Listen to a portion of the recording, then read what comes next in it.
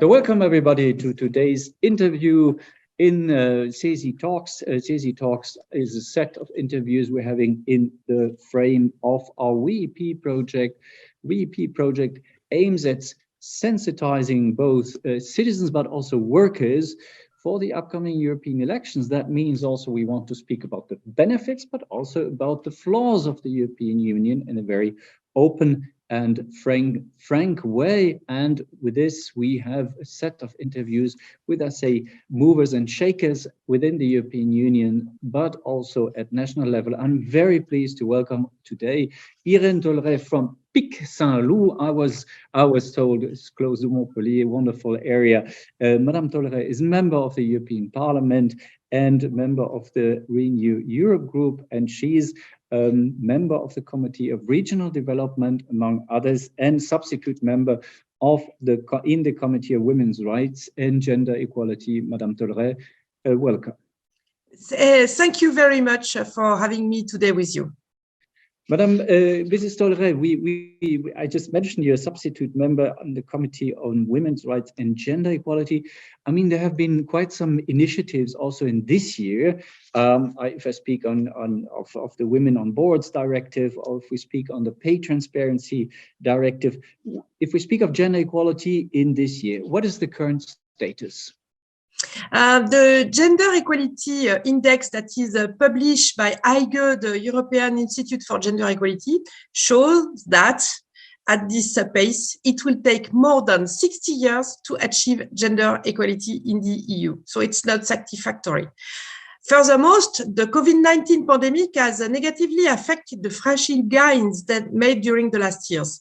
The majority of those working in sectors hardest hit by the pandemic were women. Cases of gender-based domestic violences dangerously increased. Furthermore, we have new pressing concerns are emerging in the EU regarding sexual and reproductive rights. The access to abortion is in danger in a lot of countries. So for the European Parliament, it's very important that we manage to reverse these worrying trends.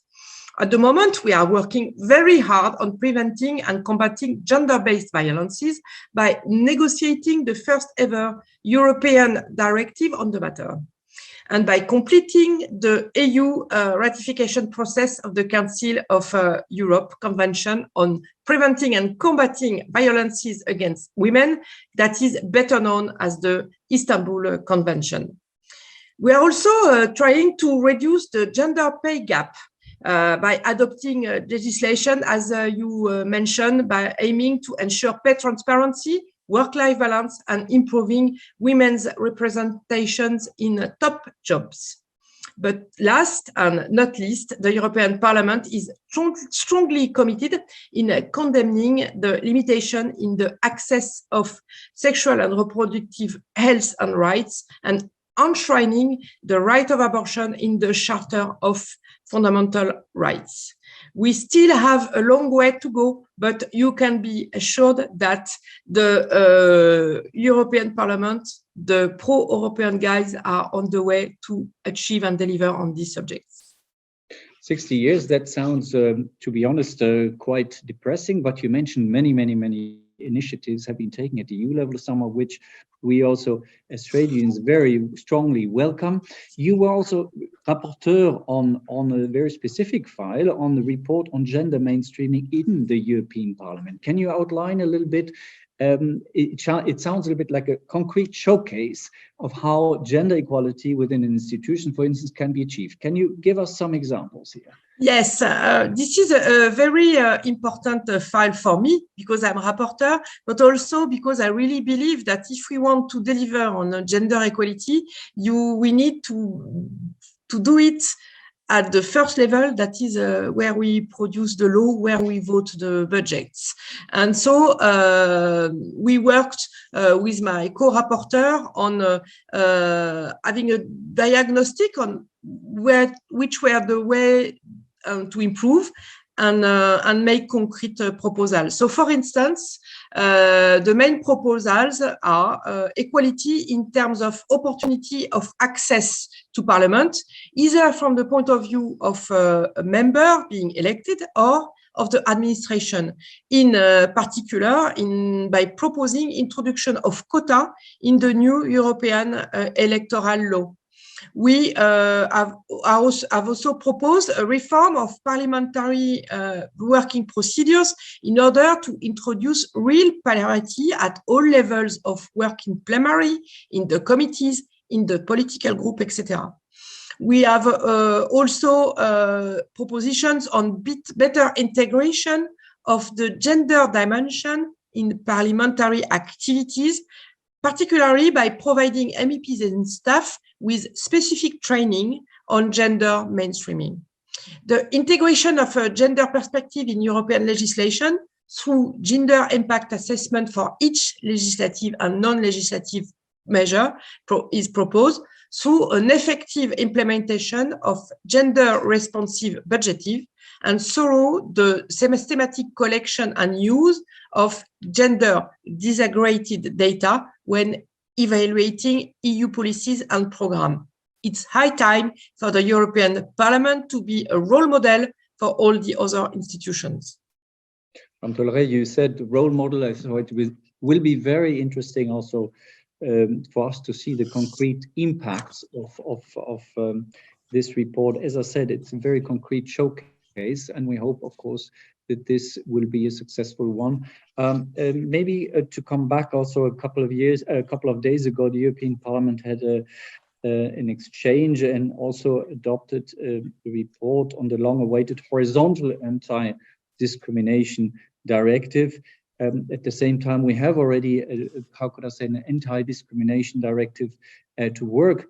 What needs to be improved here when it comes to both work but also life in general, when we really want to have gender equality achieved? If you mean the gender equality at work, I think that the first inequality is economic. The gender pay gap in the EU has only changed minimally over the last decade. So today, women earn in average 30% less per hour than men. Furthermore, the gender employment gap stands at 10%, which concretely means that 67.7% of women across the EU are being employed compared to 78.5% of men. This is absolutely unacceptable. So in recent time, the EU committed in achieving gender equality at work through several pieces of legislation. So, of course, in 2019, we adopted the Work-Life Balance Directive, because a woman cannot work if she doesn't have access to care policies that allow her to put the children somewhere when they are underage to go by themselves to school. So the Work-Life Balance Directive introduces a paternity leave of at least 10 days and reinforces the paternal leave paid, introduce a leave for carers of 5 days per year, and extends the existing rights to request flexible working arrangements to all parents and to all careers. In 2022, we adopted the Women on Boards Directive, a text that had been blocked by the Council since 2011, and that sets a minimum target of 40% of members of the underrepresented gender among the non-executive directors of listed companies. Finally, some days ago, we have approved the Pay Transparency Directive, which is a milestone in our fight from the gender pay gap. This text provides the right to information for workers and the obligation for companies to publish all the data on the gender pay gaps every year, in order to ensure the effectiveness of these measures, the directive requires member states to apply sanctions to companies that do not comply with the directive. These great achievements are unfortunately not enough. I believe that gender equality at work can only be reached through a cultural revolution that starts with education. Boys and girls should have the same chances in terms of choices of careers, enjoy equal rewards, resources, and opportunities regardless of gender. So we also have a lot of work to do in the schools. Madame Tolleret, you mentioned the cultural revolution. That's why also we, from our side, welcome very strongly also the approach within the work-life balance to say certain rights are not transferable, so that indeed, let's say, fathers have a stronger tendency also to take over paternity, how could I say, both rights and obligations, of course. Not only working, how could I say, coming up with sanctions, but in incitements also to use that to really proceed or, let's say, enhance, improve the gender equality at work. Final question, Mrs. Tolleret. Next year, elections. What are your hopes? What are your fears when it comes to the European elections in 2024? Not in line with my character, I will start with the fears first.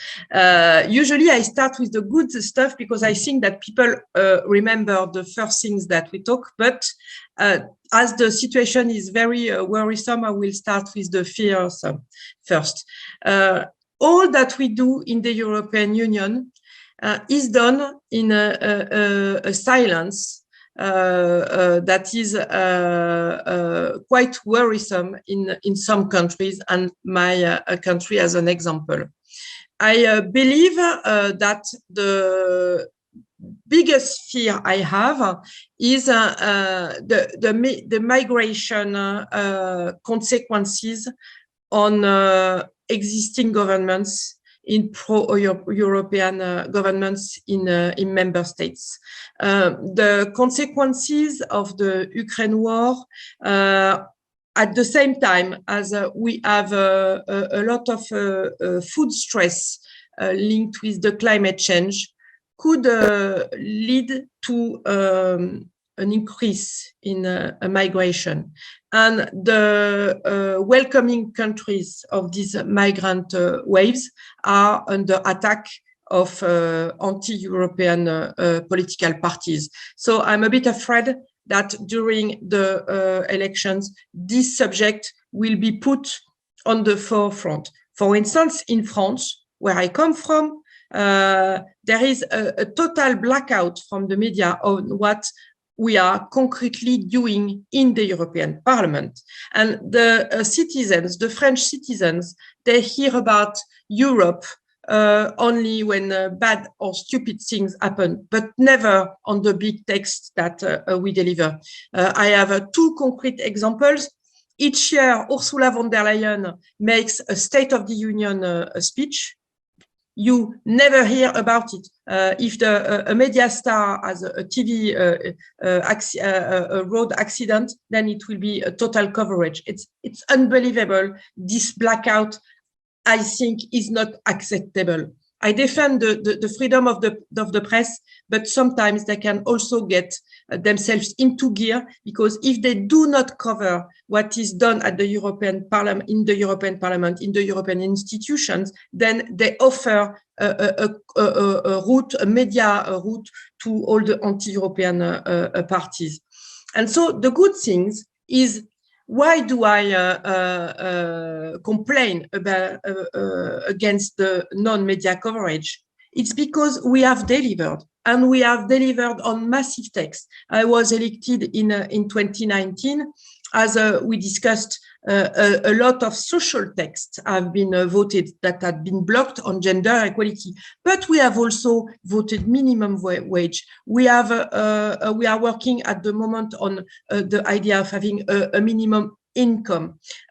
We talk about the migration stress. We have voted this week a change in the Dublin way of carrying and improving the way we welcome migrants, but at the same time sharing the stress on all the member states.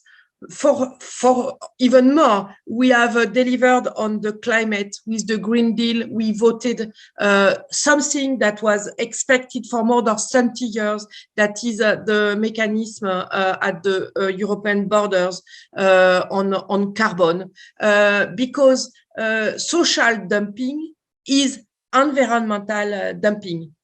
Social dumping is never done with improving the environment. And so when we import products that do not comply with our social expectations, we import at the same time products that damage the environment and that are responsible with the climate problem. So I think my hope is that we continue with this change. I do all my best to explain what we do, but this is an appeal. If you of your organization want to make Zooms or meetings where we talk about all the texts that we have voted, then I'll be there and with pro-European friends from other parties.